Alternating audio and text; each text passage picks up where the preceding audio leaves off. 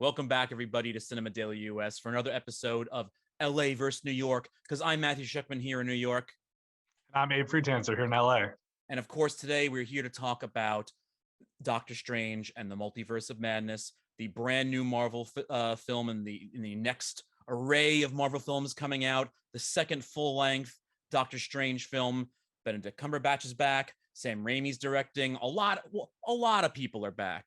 But with that, if you don't know anything about the whole series and you want to see the film, fine. If you know about the series, it's basically it's exactly what the title tells you. It's a multiverse of madness, and it just jumps right into it. There's almost no real great way of kind of tying this together. You just got to watch it, I think, to really get the full feeling of what's going on. I think that's the best way to put it, right? Yeah, no, I agree. What would you were you really excited about this one? What were your initial thoughts? I'm not sure I was really excited. I think it was an important milestone for me because it is the first Marvel movie I've seen in theaters with a big audience since Endgame. I saw No Way Home very late with like 10 people in the theater like last month. So that, did not count. And so there's a certain excitement that comes with that just from having other people in the audience cheering for characters coming on screen, cheering, when the comic book scenes roll at the beginning. And it's hard not to go into something getting excited, even just in those moments. And that's one of the theatrical experience qualities that can't quite be replicated any other way.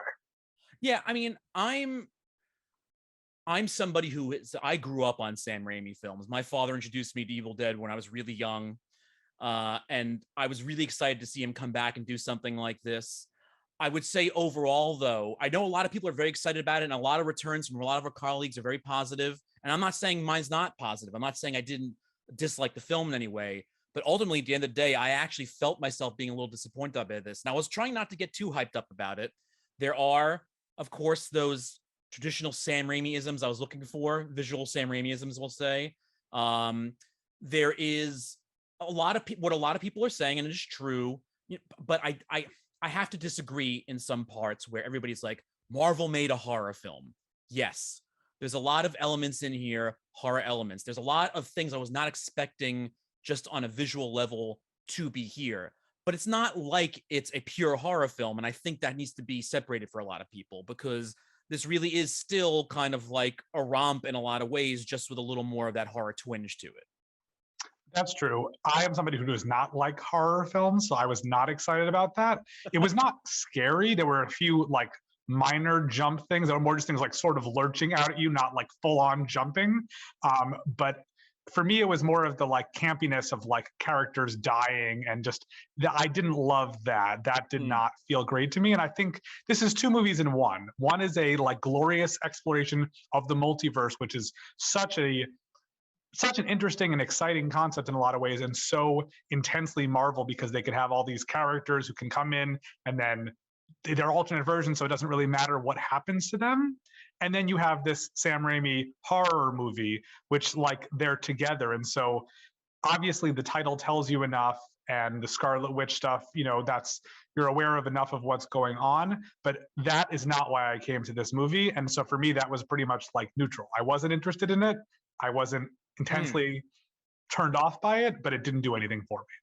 Well, I try to avoid trailers as much as I can. I want to go into something not knowing anything about it, but I did see the original trailer at the end of No Way Home, and what this story ends up being. They even though they show you a lot in the trailers, and a lot of people who are comic book fans know a lot of stuff before they see these films, I think the story is very well hidden, and we're not going to spoil anything. We're not going to ruin anything, but I think a lot of stuff that happens, and especially even early on, and where the story goes, is not what they're portraying in the trailers. So I think a lot of people can be excited for that, but in the same breath, that's what kind of made it slightly disappointing for me. Not because I felt that it went in directions that I didn't like.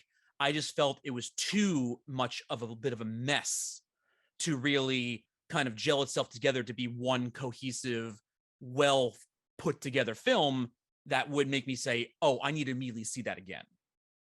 That's fair. I do think there was like a cool multiverse montage where it's like, whoa, let's just spend a whole movie on this, and that would, or a whole series on this or something, and that would be very cool. Sort of like a live action what if. But that's not the meat of this. I also think, to your mention of the, cameos and whatever, for anybody who hasn't seen it, don't read anything. Avoid it. It's so much more fulfilling. I feel like I had heard a few things from rumors that I guess I had read by accident, and some of it's unavoidable. I know that, but it's so much more exciting to not know. And even if, like, I think I recognized a lot of people I was supposed to, but I didn't recognize some, but I could tell from the audience reaction that it was supposed to be monumental and big. And that's awesome. That's fun to experience. I guess I would have preferred that was much more of the film, like, say, Avengers Endgame, which is, 80% that. And here it was like 12%. Yeah, I mean, it definitely is not like the meat of the movie. And again, without saying anything specific, I did try to avoid as much as I can, just like you said, just like you were trying to. So there were definitely things that I'm not sure if they were rumors, but they were at least surprises to me. Then there was at least one for sure, but there maybe multiple, and I can't remember now, that like I frankly did not know, not just character wise, even actor wise, who I was looking at a certain point. I had to go look it up after to get me that information. I will say though, because this is definitely not a spoiler in any way whatsoever, because I know this is a very big part of the marketing because again, we've passed it by this point in the MCU. We passed it through a lot of comic book films because a lot of these are being remade and rehashed.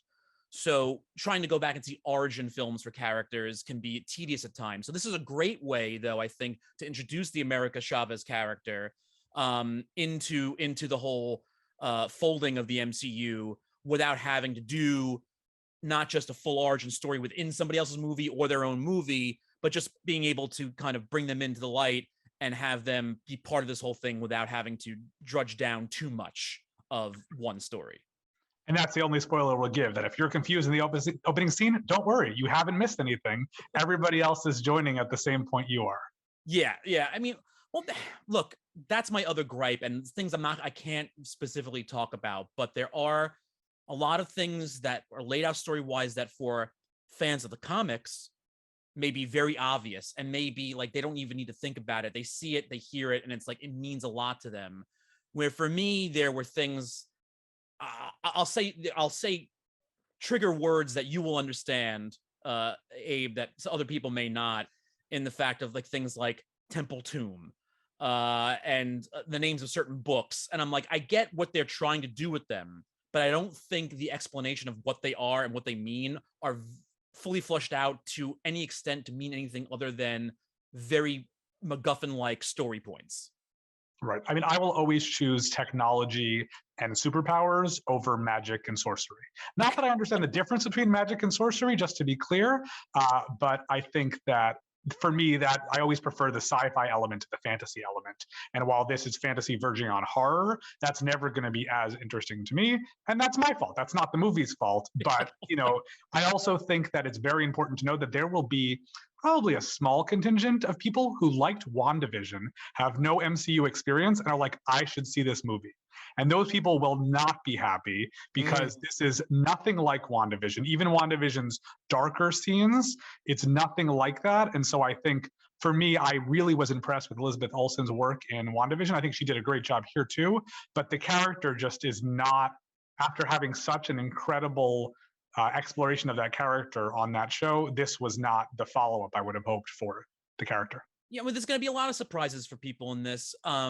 But talking away from the characters too, and talking about technology over magic, let's say, even though I'm not talking about magic at all at this point, movie magic, I guess, I did feel that a lot of the CGI, I'll just to put it blatantly, didn't feel as polished as it could have been or is in other films. And especially again, I know that there's big budget things, there's big visuals that can't be done practically.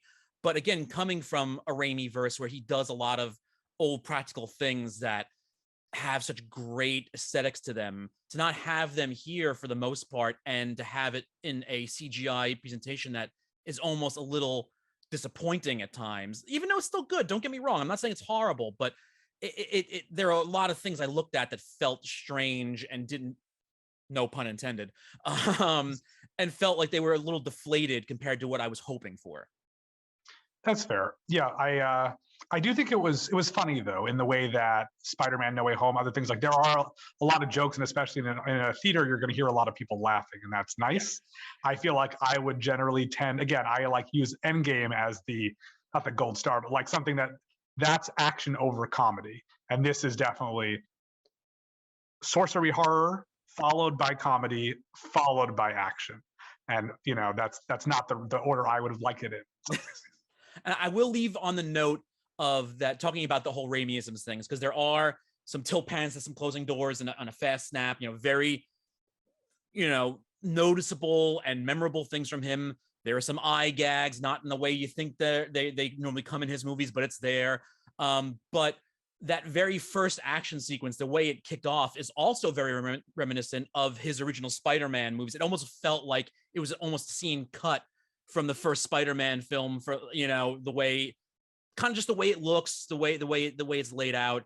So it's great to see his style still on the screen, for me at least. I think this is a movie with many layers, and the layers are not necessarily contradictory, but they're in terms of the things people will get out of them. They're the people who are, Sam Raimi diehards who are going to notice stuff like that. I didn't notice that. Yes, I've seen the original Spider-Mans. I've avoided most of his other films, but a lot of people will be excited by that. People will be excited by the fact that it's horror. People will be excited by the fact that it's WandaVision. There's all these different layers that you can enjoy of it. And I don't know that there's a person for whom this will be perfect. I think that it's just too many different things at once, which honestly, the title is giving away, right? It's the multiverse of madness. If it's the multiverse of organization and possibility, that's something different. But the idea here is, it's going to be a bit of a mess, but I don't know that organized chaos works all that well together. What would your final grade be? Your letter grade? I wanted to wait till the end to feel like, what did I say about it to really get to it? I think I would go with a B. Okay. It's surprising, because I felt that maybe I was a little less enthusiastic than you, because I'm going B minus. So, even though I still enjoyed it, it's just like that balance didn't fit for me, and it tilts a little bit too much sometimes toward the lower end, I'd say. I think you've convinced me. We'll give it a B minus. Abe, it's always great seeing you, and I'll talk to you next time.